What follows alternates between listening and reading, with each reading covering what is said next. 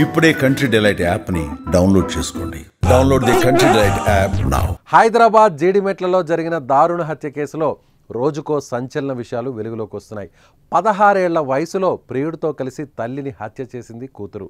మానవ సంబంధాలను ప్రశ్నార్థకం చేసిన ఈ ఘటన స్థానికంగా తీవ్ర కలకలం రేపింది.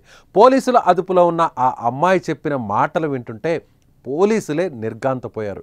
ఈ ఘటన సభ్య సమాజం తలదించుకునేలా ఉన్నా అసలు ఆ వయసుకు ఎందుకు తల్లి అంటే అంత కోపం, చంపేంత కసి అన్న విషయంపై చర్చలు నడుస్తున్నాయి. పూర్తి వివరాలు ఈ స్టోరీలో చూద్దాం.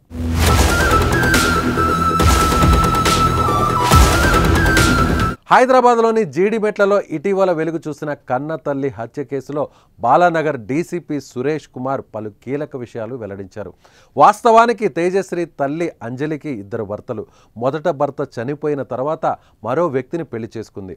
ఆయనకు మనస్విని అనే అమ్మాయి పుట్టింది. చిన్నప్పటి నుంచి తేజశ్రీకి చెల్లెలు మనస్విని అన్నా, ఆమె తండ్రి అన్నా, చివరికి తల్లి అన్నా కోపం.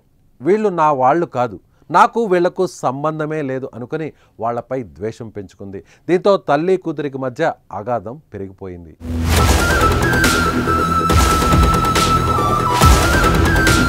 తాను మొదటి భర్త కూతుర్ని, అందుకే నేనంటే మా అమ్మకు ఇష్టం లేదు, నన్ను కొడుతుంది, బండ బూతులు తిడుతుంది, నాకు వాతలు పెడుతుంది, చిన్న కూతురిని మాత్రం చాలా బాగా చూసుకునేదని, తనను చిత్రహింసలు పెట్టేదని స్నేహితులతో చెప్పుకుని ఎప్పుడూ బాధపడేది తేజశ్రీ.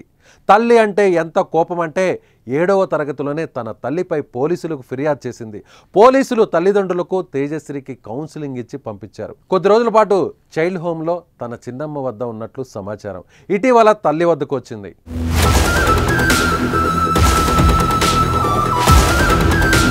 తేజశ్రీకి నల్లగొండకు చెందిన 19 ఏళ్ల పగిళ్ల శివ అనే యువకుడితో 8 నెలల కిందట ఇన్స్టాగ్రామ్లో పరిచయం ఏర్పడింది.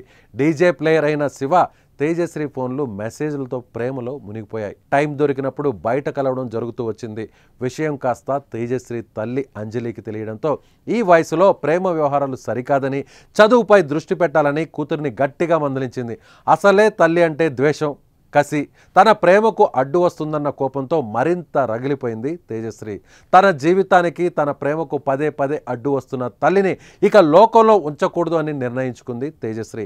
ఇందుకోసం తన ప్రియుడు శివ సహాయం అడిగింది. లవర్ కోసం శివ, అతని తమ్ముడు యశ్వంత్ సోమవారం జూన్ 23న ఎవరూ లేని సమయంలో తేజశ్రీ ఇంటికి వచ్చి అంజలిని గొంతు నిలుమి సుత్తితో కొట్టి కత్తితో గొంతు కోసి దారుణంగా హతమార్చారు.